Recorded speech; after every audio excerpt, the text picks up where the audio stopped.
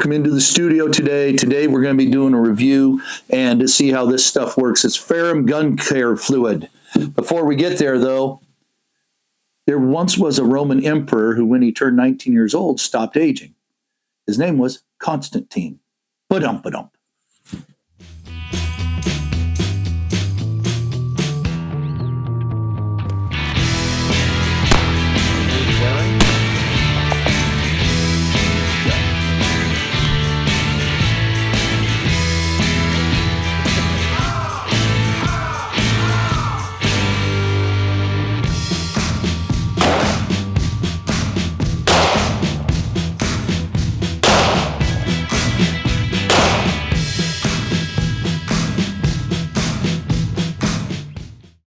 Welcome back. So what we have here is Ferrum Gun Care Fluid, which says it cleans, lubricates, protects, encapsulates moisture Pro Ferrum Limited, made in Germany. So we're going to test it out. It is equivalent to any other CLP, which is a cleaner lubricant protectant. Somebody tells me it works really good. We're going to find out together. So we're going to get zoomed in here, welcome you in closer so you can see it work while I learn how it works. Let's get to it. All right, here we go. So if you're not familiar with a CLP, basically you use it like any other powder solvent, and it is supposed to clean your firearm. So what I'm going to do to start with, I don't know if you need to shake it up or not. Here's a close-up of the can. There we go. And I'm going to spray it down the barrel. And I got my towel here to help protect my desktop, basically. Spray some of it on here, let it do its work. Spray some of it in here. Now, I'm not teaching you how to clean a firearm. This is a Glock model 45, 9mm. And the challenge for today, and if you have a weapon-mounted light, this is only like 50 rounds of ammo run through it on a recent night shoot. And you can see where you would lose your light really quick. That's a little side note to, if you're out there dependent upon your light, if you're in a short battle, well, that's great. If you're in a long battle, you better plan on cleaning it. Now, there's that. There's the light. Hopefully I'm holding it in the right place for you. So it seems to work really, really well in taking that powder off there. I've tried other stuff in the past, and it, to be quite honest with you, sucks. Getting that powder off the glass or the lens is difficult at times. Well, that's promising. So we'll hold it there for you again.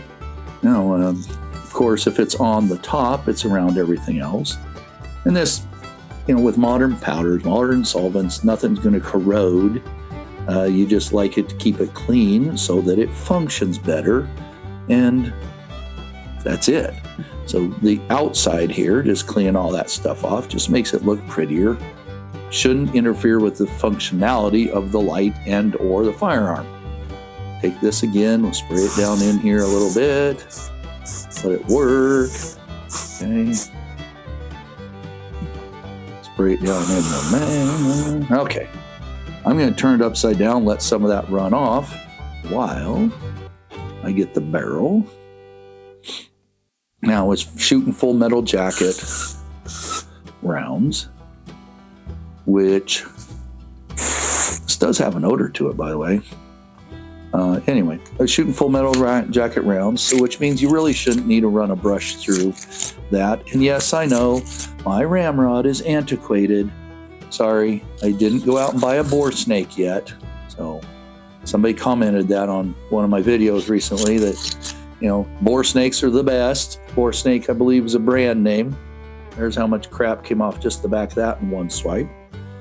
So far, I'm pretty impressed with how effective this stuff is. Not burning my hands. The odor isn't atrocious. It's not even bad, to be honest with you. It doesn't smell as bad as Hoppy's. So for all you guys that your wives may or may not get on you for, cleaning guns in the house, this might work out for you. See if I can get a brush to go through. Ooh, there we go. All right. The nice thing about cleaning semi-autos over revolvers is you only have one. You have the barrel, and the chamber versus 6 chambers on the cylinder of a revolver.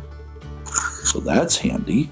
They're pretty quick to clean, to be honest with you, especially, again, modern stuff where you run a brush through it, you get the black crap off of it,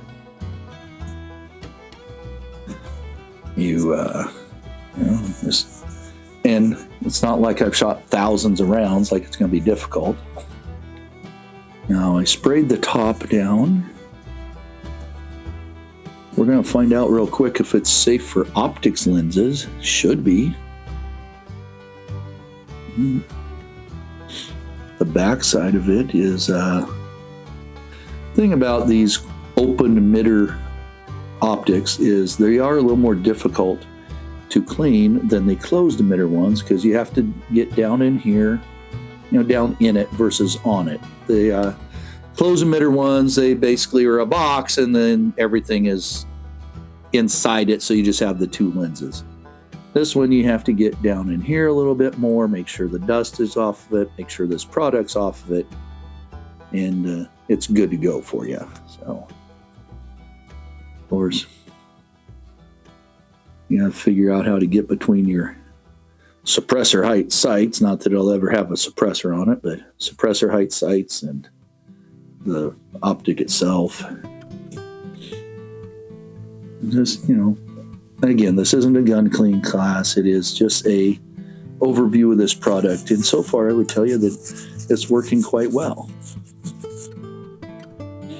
Scrub out the sides. La-da-da. And we're here in the studio because it's winter time this time right now while we're filming. And this isn't fun to do out in a rainstorm.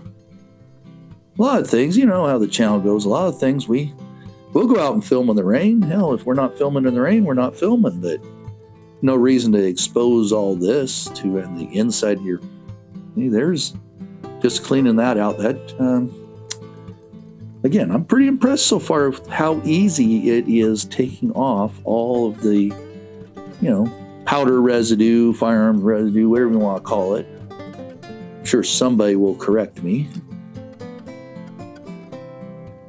And I'm not a Glock armor, so I'm not going to pull apart the firearm. I haven't shot enough rounds to need to get the extractor, a dental pick out and get down in there. Use my fancy M16 cleaning brush here, or toothbrush. I don't know if that's what they're truly called anymore, but that's where that one came from. Okay. So, there we go. Keep this up. Make it look all pretty. All right. Take my other cleaning rag, wipe it off, and all right. So, now that's looking good. We're halfway done. We got the barrel done. We got the slide done. It's always a challenge to do these multi-springs. And I used to put a patch in there, twirl, and go around it, twirl this, and it'd walk up and down and clean all that off. Now we'll just scrub it off. I would suggest to anybody doing this that you find a method that works for you and you get it cleaned off best you can. I know some guys, they get air compressors out and they blow all the residue off them like that, so not too worried about it. Okay, get our other, this one gets carried almost every day, lives in a holster, and just the day in, day out dust and crap that gets on the outside of them and then can work its way into the inside of them to include your trigger area. You got to take them out, and if nothing else, just dust them off once in a while, because that does, one, it makes you look like you never take care of your equipment, and two, it just builds up over time. You sure as hell don't need something else getting in the way when you have to put a piece of equipment into action. Woo-hoo, fancy that. Anyway, when you have to put a piece of equipment into action that you're going to defend yourself or others with. So take the brush, go down in the mag well here, knock stuff out of there, take the brush, wipe out the mag well.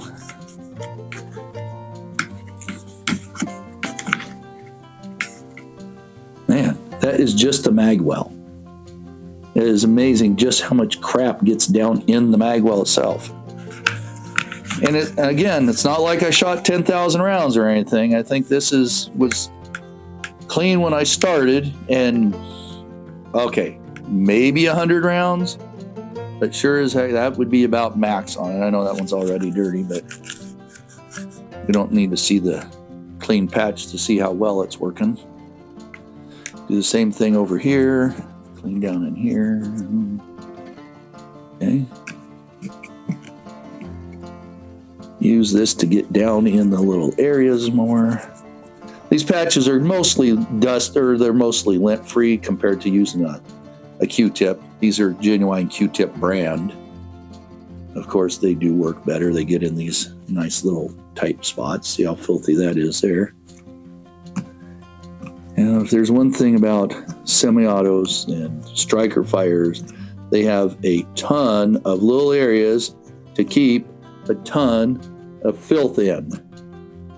And yes, you probably should take it to an armor, especially if you use it a lot, and have them pull all this crap out and apart, probably every couple years or so. Look at, see, just... Anyway, finish my thought. Every couple years or so, just to make sure all this crap is out of it, and it will continue to work and function like it's supposed to.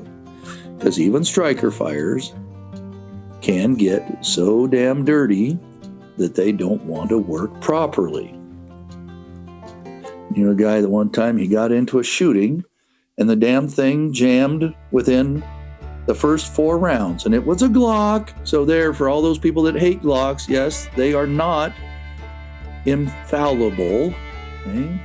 But what it came down to was he'd been to the range and shot and didn't clean his firearm, and probably a little bit of maybe limp wristing in the heat of the battle when somebody's coming at him with a firearm and he's running for cover and trying to, return fire. So, I'm not going to blame the malfunction completely on the firearm or the fact that it may have been dirty. It's just a story, but he told me he thought it malfunctioned mainly because he'd not cleaned it after the last range. So, pretty sure he keeps his firearm clean now. And, a lot of us have opinions based on our life experiences and what has happened to us, whether a piece of equipment worked, whether a caliber worked, all those things. And, I don't think somebody labeling something perfection can outdo and outweigh your personal experiences. I mean, if you, to pick a caliber, let's pretend for a minute you had a 30-06, pick a brand, and you shot an elk with it, and that elk ran into the next canyon, and somebody else shot it, blah, blah, blah. You'd probably get rid of the 06 thinking it wasn't enough for elk. And there's a lot of people out there that tell you it's just plenty for elk. But your experience that day, that trip, would say it wouldn't, and you have to be able to trust your equipment. And that everything about the equipment, whether it functions, how the bullet performs, how the firearm, well, I said functions, but how the caliber overall performs. So coming out cleaner. You just have to be able to trust your equipment. Otherwise, you will have a crappy experience, and you will constantly doubt it. And again, when if you miss the elk, well, it's not the end of the world. You But you have to have faith in your equipment, especially your EDCs, especially anything that you are carrying to trust your life with, especially if it is your end of the world, end of the government as we know it gun. That we kind of, those are guns that you want to know will last you a long time without getting extra parts. All right, so it works really well. Getting back to why we're here. So Ferrum Gun Clear Care Fluid works really well. Took all that dirt and crap off of it. I could get it a little bit cleaner probably with a couple more Q-tips, but that's not the gun cleaning problem. It did what it was supposed to. It broke up all the carbon and powder residue, etc. So it did exactly like it was supposed to, which is the whole point of stuff. So you can get it most any big box store out there. Go out and get yourself some if you're looking for a new product to clean your firearms with.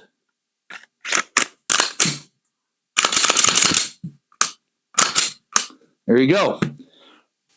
Well, if you sat through all that, thank you very much. Remember to go see Bi-Mart for all your everyday needs. If you're interested in this product, you can find it. Remember, go out to the range, practice, train, maintain your equipment, take friends, have fun, know your skills, so you're always the best prepared for the worst case situations.